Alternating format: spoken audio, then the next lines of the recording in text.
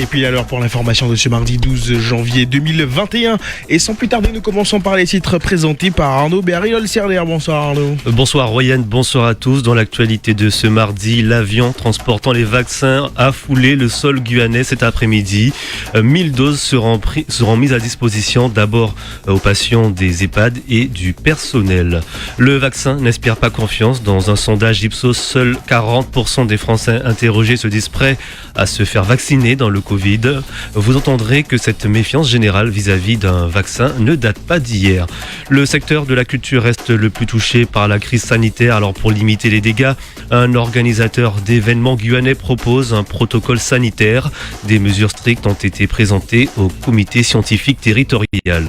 Le littoral est placé en vigilance jaune par Météo France. Certains quartiers sont inondés, des précipitations qui ne sont pas exceptionnelles par leur quantité, mais par leur durée. Les précisions à suivre. Et puis enfin, des jeunes s'intéressent au métier de gendarme. Avec les cadets de la gendarmerie, ils ont passé 2 jours en forêt. Vous entendrez leurs impressions. Voici votre journal de 18h. Bienvenue.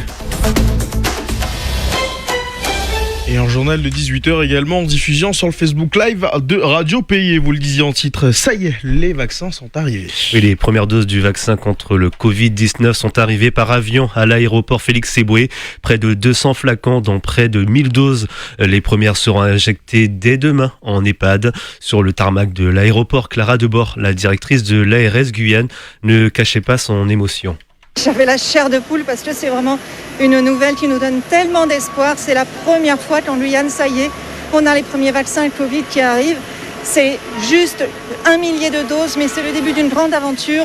L'aventure de la lutte contre le Covid, la lutte pour de vrai, où bientôt, dans quelques mois, on pourra revivre normalement parce que justement, on aura tous pu augmenter notre immunité collective et vraiment relever ce défi collectif de l'immunité grâce à cette formidable innovation que sont les vaccins dans le monde et les vaccins Covid en ce moment en particulier.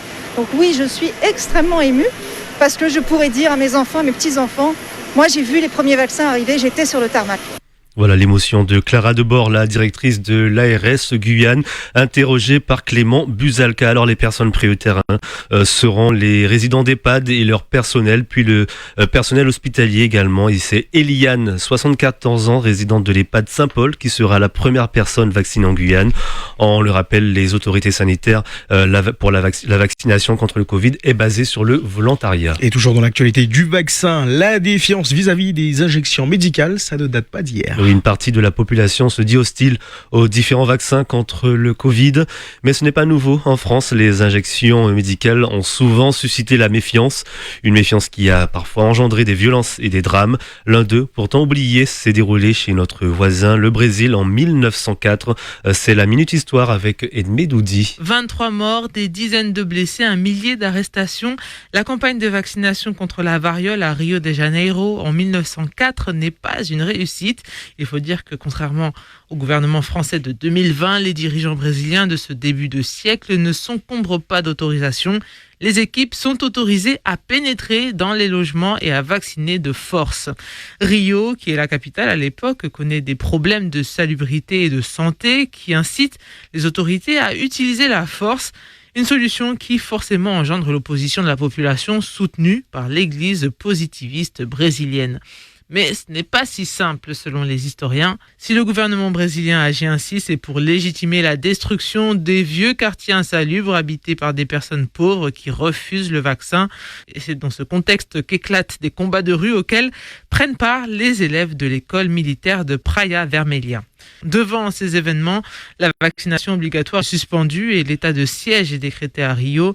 Elle sera rétablie en 1909 lorsqu'une épidémie de variole tuera 9000 personnes dans la ville.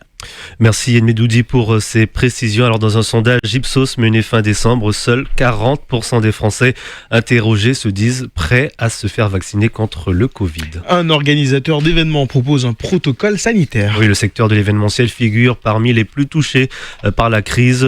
Ceux qui peuvent travailler sont ralentis par les interdictions de rassemblement ou les couvre-feux car les événements festifs ont lieu le soir en général. Hier, Loïc Leissam Cléry, organisateur de plusieurs événements Guyane a présenté au comité scientifique territorial un protocole qu'il a élaboré pour poursuivre son activité.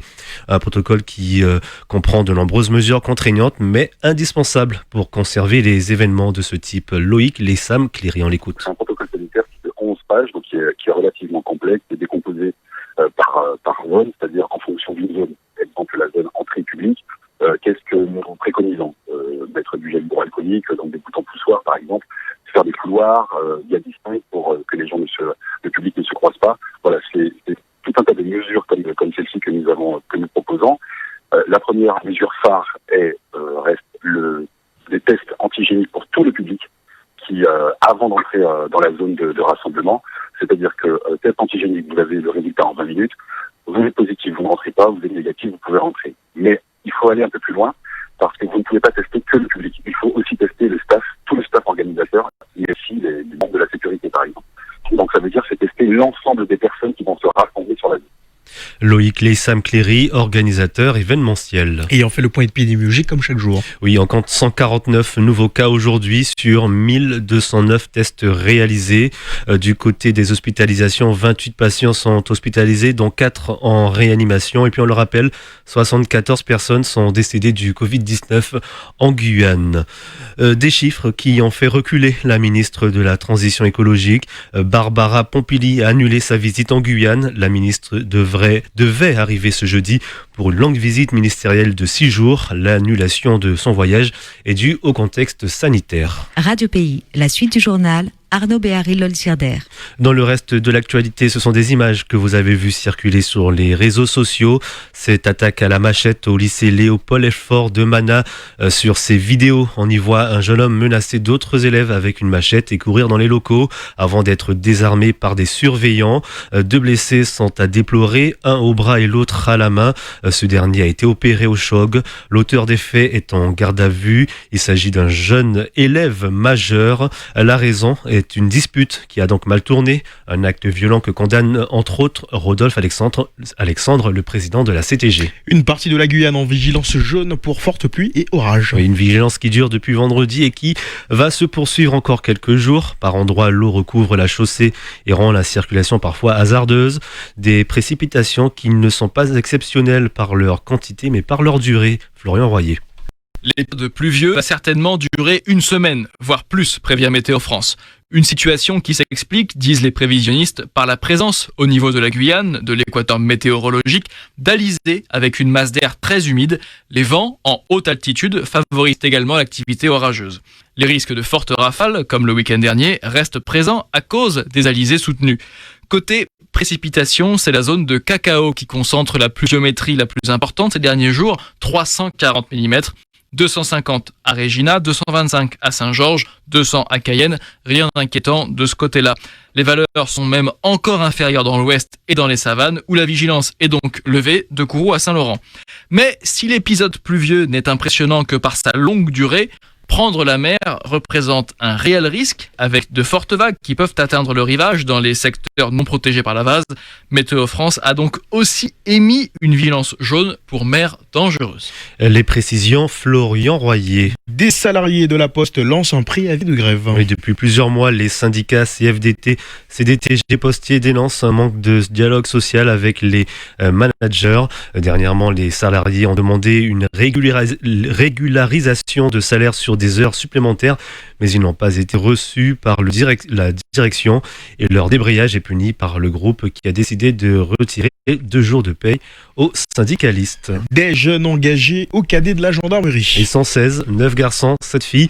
Tous sont lycéens à Balata et consacrent quelques jours à une mission d'intérêt général. Engagés en service national universel, ils découvrent aussi les métiers de la gendarmerie. Ce week-end, ils ont passé quelques jours en forêt. Parmi eux, Océane, Richard, Cliff et Evelyne. Ils expliquent pourquoi s'être engagés au cadet de la gendarmerie. Je me suis engagée en tant que jeune cadet de la gendarmerie pour pouvoir acquérir plus d'expérience. Étant donné plus tard, je souhaite être douanière. Ça me servira avoir plus d'expérience, déjà de connaître c'est quoi la forêt, parce qu'il y a beaucoup de jeunes qui vivent en Guyane mais qui ne savent pas c'est quoi vivre en forêt, faire un quart bâche. En fait, j'ai toujours été attiré par les gendarmes, tout ça, et le fait qu'il instaure des ordres, il protège, il prend soin de la population, en fait. C'est ça qui m'a attiré. J'ai toujours voulu d'aller en aventure aussi, d'être à leur côté, donc c'est aussi pour l'aventure, en quelque sorte. Déjà de pouvoir découvrir le métier de gendarme et de savoir comment ils travaillent, car c'est en grande partie grâce à eux que nous pouvons protéger la forêt de la Guyane, qui est grandement déforestée ou vraiment endommagée grâce à des substances qu'ils utilisent pour leur paillage illégal. Et j'aime bien aussi le côté d'être coupé de toute connexion et d'être en groupe pour pouvoir se comprendre et avancer et mieux travailler.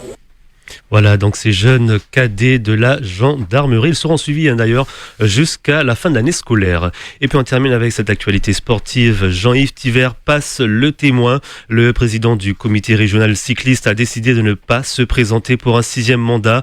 L'élection aura lieu samedi prochain. Et à suivre bien évidemment dans l'émission de José Blezas à toute vitesse. Merci beaucoup Arnaud Béharry-Lolsière. Le prochain point de l'information, ça sera demain dans les matinales dès 5h avec Victor Zamit à 13h30 aussi. Quant à vous, êtes de retour à 18h. Merci, une très belle soirée à l'écoute de Radio Pays.